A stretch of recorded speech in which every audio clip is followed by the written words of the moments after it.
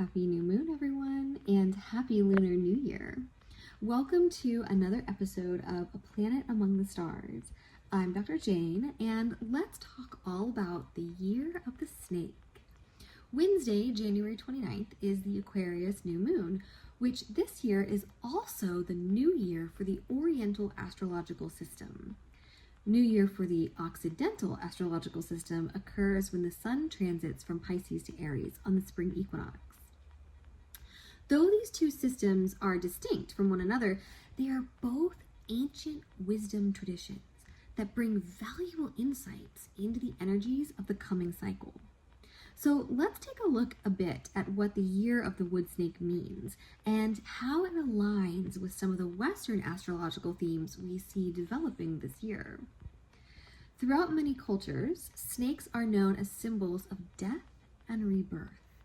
The shedding of the snake skin is the archetypal emblem of needing to let old constricting ways of being, beliefs, and structures die so that we can expand and grow. Snakes are also often associated with the symbol of infinity, showing the cycle between death and life, shedding and growing, contracting and expanding, is the fundamental rhythm of eternity. In this way, the snake is highly adaptable to change, knowing that change is the only constant. Snake energy does not fear change, but sees it in the larger picture of the cosmos as the necessary component of all improvement and progress. The snake understands that the end of the circle and the beginning of the circle are very nearly one and the same.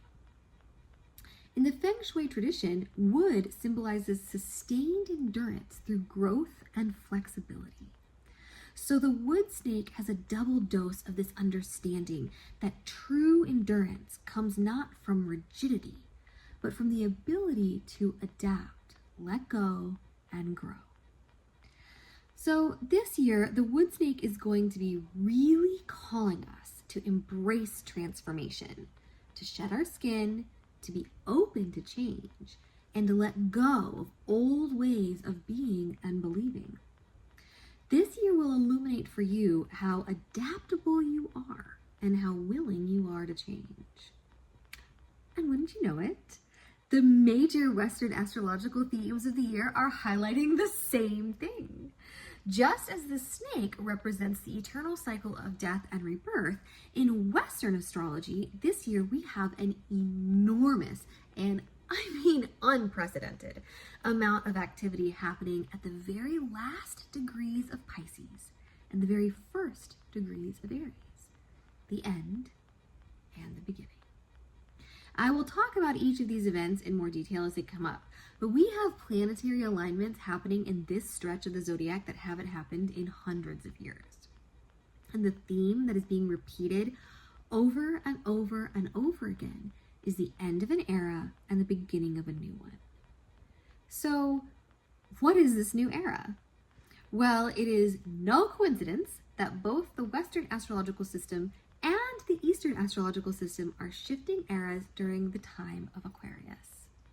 In Western astrology, the end and the beginning is aligning with and being driven by Pluto's movement into Aquarius for the first time since the 18th century. And here we find the Year of the Snake, starting on the new moon in Aquarius. So if you are wanting to know what energy to embrace in order to be in alignment with the flow of the universe, Aquarius is the name of the game. Clinging to anything, whether it be a physical structure or a mental ideology that does not align with Aquarius energy, is going to get increasingly uncomfortable until it is forced to die. And this is true both individually and collectively. So what is Aquarius energy? All of y'all right now are like, oh my God, Dr. Jane, how do I align with Aquarius energy? Stat. Yes, Aquarius is the second to last sign of the zodiac, the fixed air sign ruled by the planet Uranus.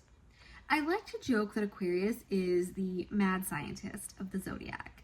Aquarian energy is characterized most heavily by the words innovative, humanitarian, and revolutionary. Aquarius is not here for tradition. It does not care how you've always done things. It is all about devising new ways of operating that improve the lives of all beings.